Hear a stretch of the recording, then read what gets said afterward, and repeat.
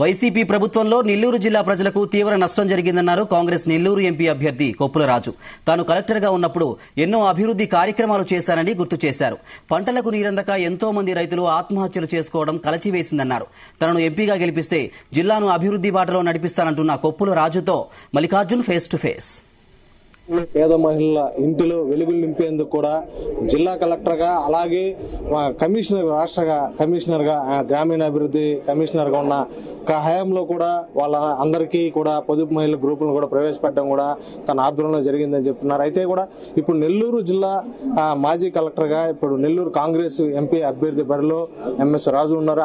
ఆయన మాట్లాడి తీసుకొని చెప్పండి సార్, అసలు ఏంటి ఎంపీ అభ్యర్థి బరిలో ఉన్నారు, అసలు మీరు గతంలో ఏమేమి చేశారు, ఇప్పుడు ప్రజలకి ఏమి చేయబోతున్నారు, అంటే పార్లమెంటుకు సంబంధించి ఈ జిల్లాలో మీరు గతంలో ఏ సమస్యలు గుర్తించారు, ఇప్పుడు ఏ సమస్యల మీద వాళ్ళకి భరోసా ఇస్తున్నారు? నేను ఈ జిల్లాలో 4 సంవత్సరాలు కలెక్టర్గా పనిచేసినప్పుడు అత్యధిక ప్రాధాన్యత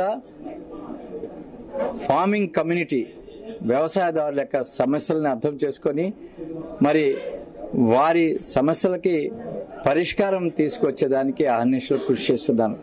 అందుకనే ఈ జిల్లాలో వ్యవసాయదారులు అనేక మంది నా మీద విశ్వాసం వారికి ఉన్నది. అది ఇరిగేషన్కి సంబంధించిన సమస్యలు అయితేనేమి, వారి యొక్క పంటకి సంబంధించినటువంటి కనీస మద్దతు వారికి వచ్చేటట్టుగా చూడటం అయితేనేమి, అదేవిధంగా ప్రభుత్వం ఇచ్చినటువంటి భూములు, పేదలకి ప్రభుత్వం ఇచ్చినటువంటి భూములకి నీటి సదుపాయం కల్పించడంలో అయితేనేమి, వీటి మీద నేను ప్రత్యేకమైనటువంటి దృష్టి కేంద్రీకరించడం మూలంగా ఆ ఫార్మింగ్ కమ్యూనిటీ యొక్క విశ్వాసాన్ని చూరగొన్నానని నేను గట్టిగా చెప్పగలను. అదేవిధంగా ఈ జిల్లాలో పర్యటిస్తున్నప్పుడు పేద మహిళలు, నిరక్షరాస్య మహిళలు మేము కూడా చదువుకోవాలి, మేము కూడా అభివృద్ధిలో భాగస్వాములు కావాలని వారి యొక్క ఆలోచనలకి స్పందిస్తూ మరి వారందరికి కూడాను అక్షరాస్యులు చేయాలనే ఉద్దేశంతో ఈ దేశం గర్వించదగినటువంటి ఒక మహత్తర సాక్షరతా ఉద్యమానికి నెల్లూరు జిల్లా వేదిక అయింది.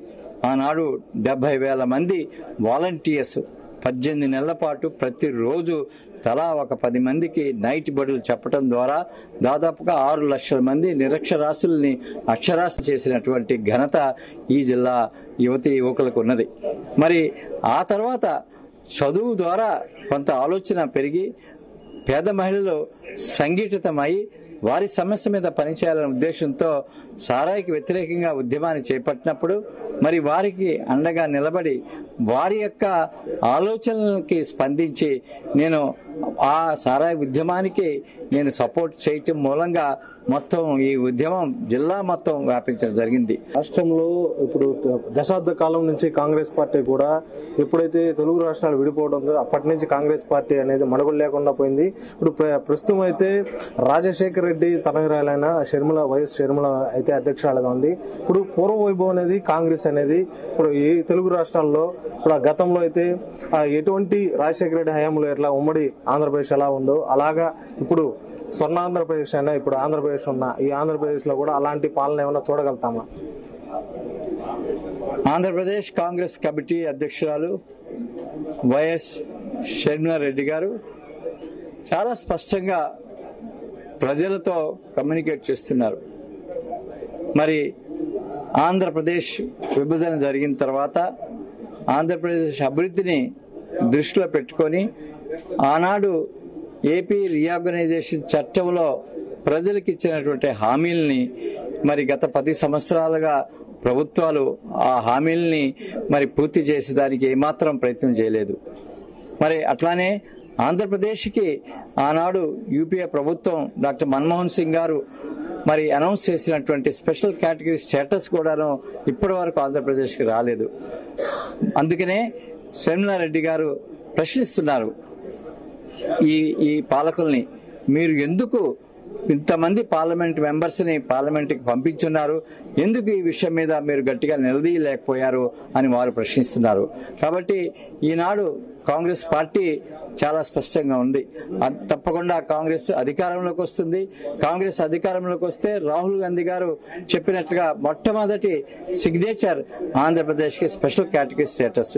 ఈ యొక్క హామీని ప్రజలు గమనించి దానికి స్పందించి మళ్ళా కాంగ్రెస్ పార్టీకి పూర్వవైపు తెస్తారని మేమంతా భావిస్తున్నాం. రైతులకి సంబంధించి అయితే సోమశిల ప్రధానంగా ప్రాజెక్టు కానీ అలాగే చూసుకున్న కండల్లే డ్యామ్ కానీ ఇక్కడ నుంచి ఆంధ్రప్రదేశ్ కాకుండా తమిళనాడు కూడా ఇక్కడ నుంచి వాటర్ వెళ్తుంది.